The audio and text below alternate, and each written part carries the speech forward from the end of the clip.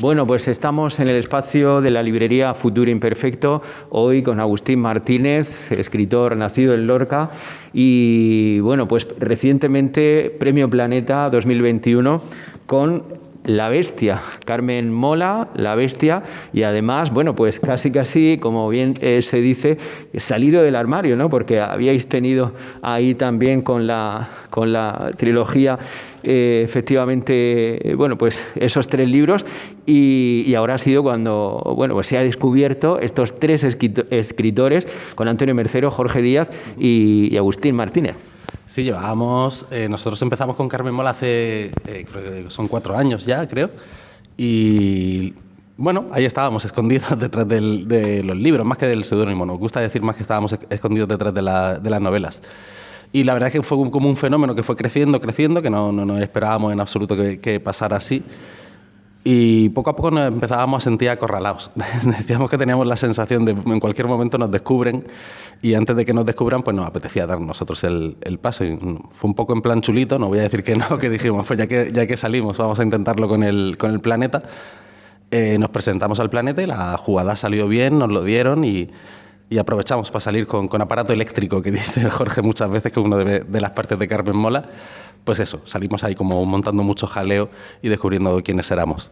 Eso es. Bueno, efectivamente, fue una salida del armario, por así decirlo, muy a lo grande, con esta novela. No sé si vosotros, cerca de la resolución del Planeta, teníais alguna idea o teníais esperanzas de que recayera el Premio Planeta en vosotros.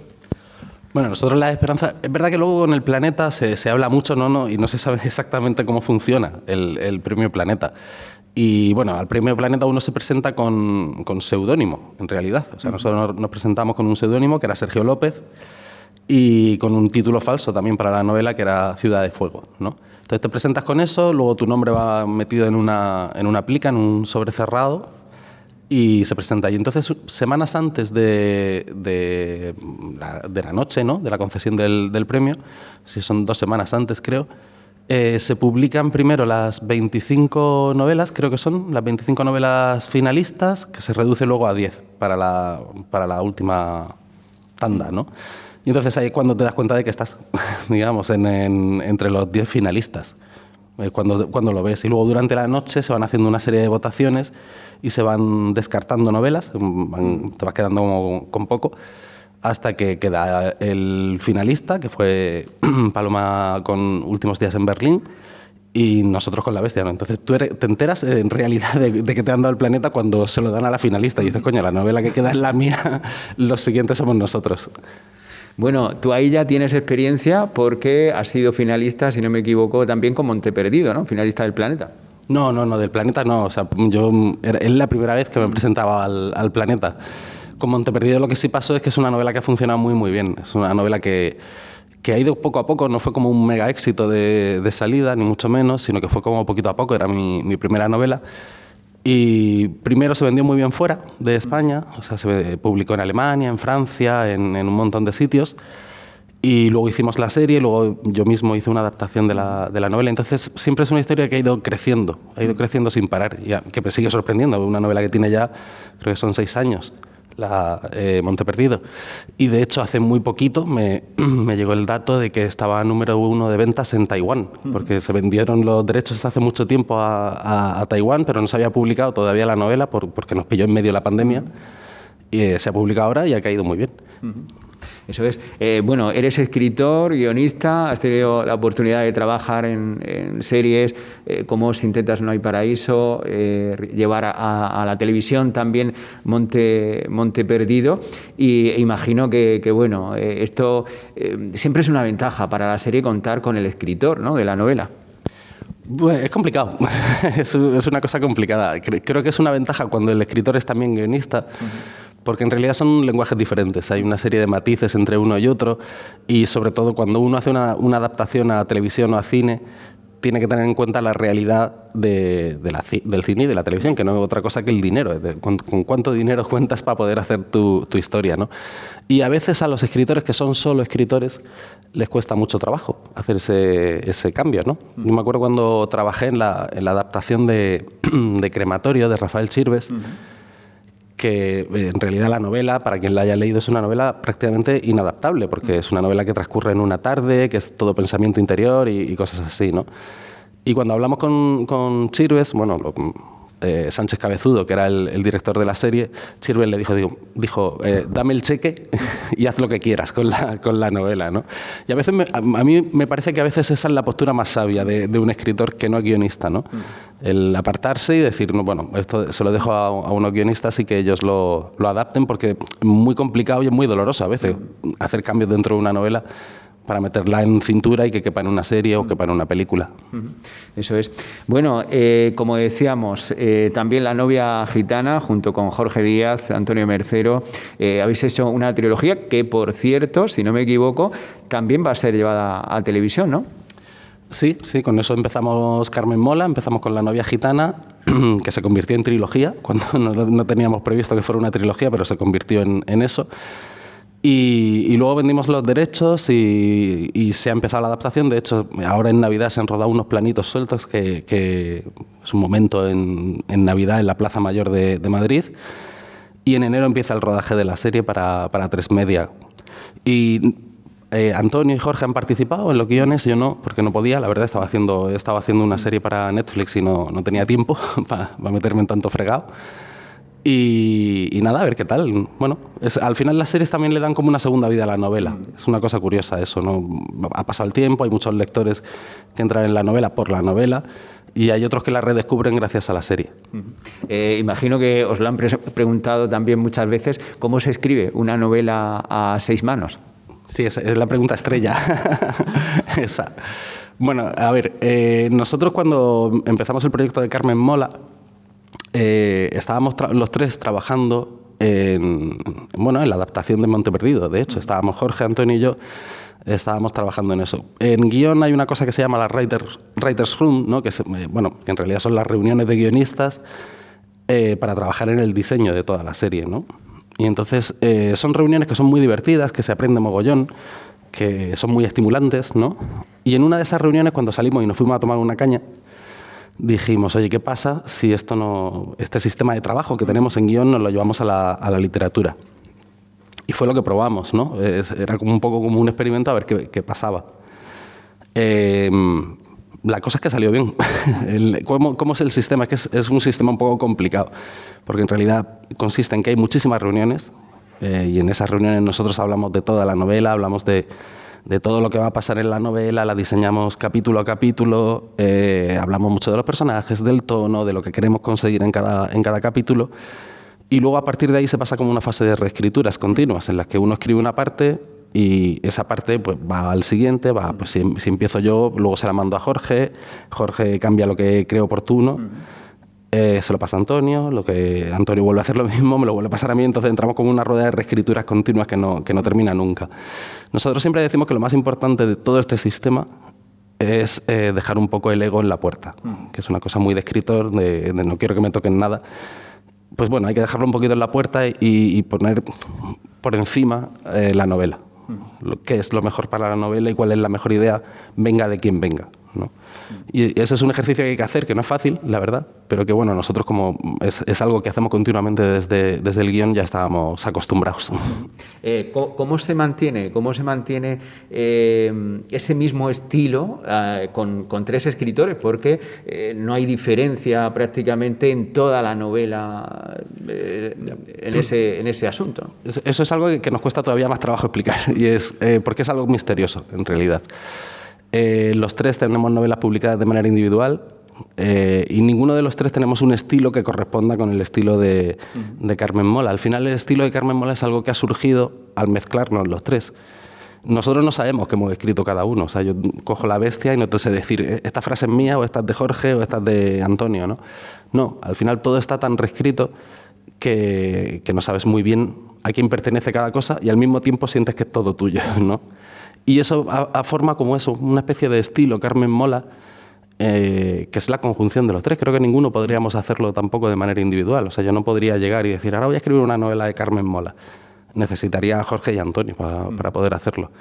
Es un poco esa mezcla rara. Eso es. Vamos a hablar ahora también de La Bestia, que es la ganadora del Premio Planeta. Es una novela, además, que se lee muy rápido, que es muy amena, un poquito dura también por la temática, pero bueno, al final y al cabo es una novela negra donde os desenvolvéis muy bien y además en esta se mezcla también con la historia, ¿no?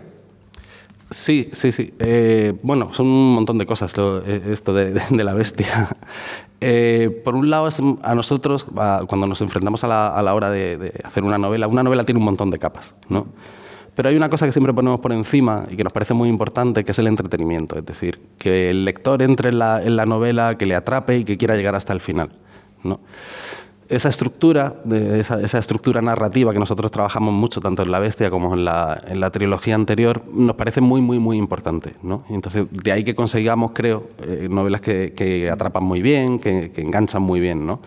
Luego, por debajo de eso, hay un montón de capas, evidentemente, ¿no? Entonces, La Bestia, a diferencia de las otras 3 novelas que escribimos, es una novela sobre todo más ambiciosa tanto a nivel literario como a nivel temático, a nivel de personajes, todo, ¿no? Es una novela en la que, aparte de una novela negra, es una novela histórica. Además de novela histórica, tiene como momentos de novela picaresca, de novela de Dickens, que era como una influencia que teníamos muy, muy presente desde que arrancamos la novela, e incluso de cuento gótico. Hay como momentos casi de terror dentro de la novela, ¿no? Entonces, el género en sí termina siendo una especie de híbrido en el que se mezclan todas esas influencias. Pero ¿qué es eso? Que todo eso, digamos, no se convierta en un peso enorme para que el lector no se enganche a la novela, ¿no? Está ambientada en mitad del siglo XIX, en plena guerra entre carlistas e isabelinos. ¿Cómo ha sido ese proceso de documentación? Pues el proceso de documentación, o sea, por un lado, el cómo llegamos ahí fue un poco curioso, porque nosotros nosotros nos vamos juntando, escribimos una novela y como no teníamos que hacer promoción antes, directamente conforme terminábamos una novela nos poníamos a trabajar en la siguiente, ¿no? Y en el caso de La Bestia lo que nos pasó es que esa siguiente novela, que iba a ser la 4ª entrega de Elena Blanco, nos pilló en plena pandemia, ¿no? Estábamos todos confinados, como todo el mundo, y hacíamos nuestras reuniones por Zoom y todo eso, ¿no? Y entonces ahí nos dio un poco de vértigo de repente ponernos a escribir una novela actual, porque estábamos encerrados, no sabíamos cómo iba a ser el mundo una vez que nos dejaran salir a la calle, y notaba un poco la sensación de que la novela se podía quedar vieja conforme saliera a la librería, ¿no? Entonces se nos ocurrió esta idea, ¿no?, de ir hacia atrás en el tiempo, de hacer una novela histórica y centrarnos en, bueno, montar un thriller, ampliar también un poco el universo de Carmen Mola, ¿no?, de alguna forma. Y de ahí llegamos a La Bestia, ¿no? Y entonces a la hora de documentarnos, nos apetecía mucho el siglo XIX porque era un siglo hiperconflictivo y con mucha violencia, y era algo que nos encajaba mucho en algo que hacemos continuamente en las novelas, que es hablar sobre la violencia y sobre el mal, ¿no? Y había un suceso que fue el que nos captó nuestra atención, que es la matanza de frailes de 1834, ¿no? Es un momento en el que el pueblo de Madrid se levanta en ira contra el clero y entran en las iglesias, matan a 80 frailes en una tarde, queman las iglesias, destrozan las estatuas y todo eso, ¿no? Y eso nos llamó mucho la atención, nos hizo preguntarnos qué estaba pasando en Madrid para que eso sucediera, y a partir de ahí empezamos a documentarnos, ¿no? Y la documentación, pues tiramos de 1000 sitios, ¿no? Tiran mucho de literatura, de Larra, por supuesto, de Mesoneros Romanos, que escribía Crónicas de Costumbres y todo eso, de Galdós, que tiene una novela ambientada justo en ese año, en los episodios nacionales. Pero luego también hay una cosa que es muy útil, que son los diarios de avisos, que son lo que eran los periódicos del momento. Pues leer esos diarios de avisos día a día, en lo que se publicaba en 1834, te cuenta mucho de cómo era la vida de Madrid en ese momento. O sea que es una de las partes más apasionantes, imagino, de vuestro trabajo como escritores. Es muy divertido, es muy divertido. Nosotros nos disfrutamos mucho la documentación porque al final es leer, que nos gusta mucho, ¿no? Entonces es meterte como en esa época, y de repente uno empieza a encontrar cosas que no sabía que existían y que se convierten en parte de la trama, ¿no? Que de repente se convierten en elementos importantes dentro de la historia. Hay un capítulo ambientado en las tertulias de Madrid, por ejemplo, en La Bestia, que nosotros lo encontramos pues eso, a través de una de las crónicas de Larra, creo que era. Y por último, nos hablabas también del libro que está escrito en pandemia. Vemos incluso similitudes, ¿no? En el libro, incluso frases que nos suenan, ¿no? en la actualidad, ¿no? Sí, ya te digo que no fue buscado, que nosotros llegamos a 1834 buscando la matanza de frailes y de repente descubrimos que eso tenía que ver con que había una epidemia de cólera en Madrid, bueno, en toda España y en Europa, y con que había una guerra carlista, ¿no? Entonces, de repente, conforme te empezabas a indagar en cómo era la epidemia de cólera, pues te encuentras con un montón de cosas que son exactamente iguales a como las hemos vivido nosotros, ¿no? Pues desde lo de prohibidas las reuniones de más de 10 personas, lo de ir embozados en lugar de mascarilla, que no tenían mascarilla, pues iban embozados con un pañuelo, que no sabían muy bien si funcionaba o no funcionaba para algo. La construcción de hospitales específicos, ¿no? Se construyó en la cárcel del Saladero, se construye un hospital improvisado para atender a los enfermos de cólera. Había una cosa, por ejemplo, y es que se prohíbe el tañir de las campanas para anunciar los muertos, porque inducía la melancolía del pueblo. Y nosotros de repente cuando lo leías, pues inevitablemente te hace pensar en las imágenes del Palacio de Hielo de Madrid, ¿no? Que también se prohibieron un poco por eso, por no ver la catástrofe de manera directa, ¿no? Entonces es curioso eso, ese paralelismo continuo con todo, ¿eh? Nosotros estamos con las vacunas, con los antivacunas y no sé qué, ¿no? Toda esta locura que hay. Y en el siglo XIX con lo que estaban era pues que si lo curaba una sanguijuela o una planta que crecía en el Pirineo, en fin, una serie de supersticiones alrededor de cómo curar la epidemia y quién tenía la culpa. Eso es. Bueno, además se ofrece una información también detallada de cómo eran las calles y cómo era la ciudad de Madrid en aquella época, así que muy recomendable. Por ir acabando, Agustín, yo sí quería preguntarte, bueno, sobre todo recomendar a todo el mundo la lectura de La Bestia, porque además es una lectura que se lee muy bien, muy rápido, que además a los amantes de la novela negra nos va a encantar, seguro. Y sí quería preguntarte por tus proyectos personales, porque nos has dicho que estás trabajando en una serie de Netflix y no sé si también como escritor pues puede ver la luz algo, estás trabajando en algún libro. Tenemos muchos proyectos por delante, la verdad. O sea, como en novela tenemos escrita, como Carmen Mola, bueno, tenemos escrita, estamos terminando de escribir la cuarta entrega de Elena Blanco, que se llama Las Madres, y que saldrá a lo largo del año que viene, en 2022, no sé muy bien cuándo, todavía. Eso por un lado. También es verdad que molaría encontrar un hueco para poder escribir una novela personal, que es algo que llevo tiempo intentando, pero que no he encontrado el momento para hacerlo. Y luego yo, durante los 2 últimos años, he estado trabajando en una serie para Netflix, que se estrena ahora, a la vuelta de Navidad, el 28 de enero, que se llama Feria.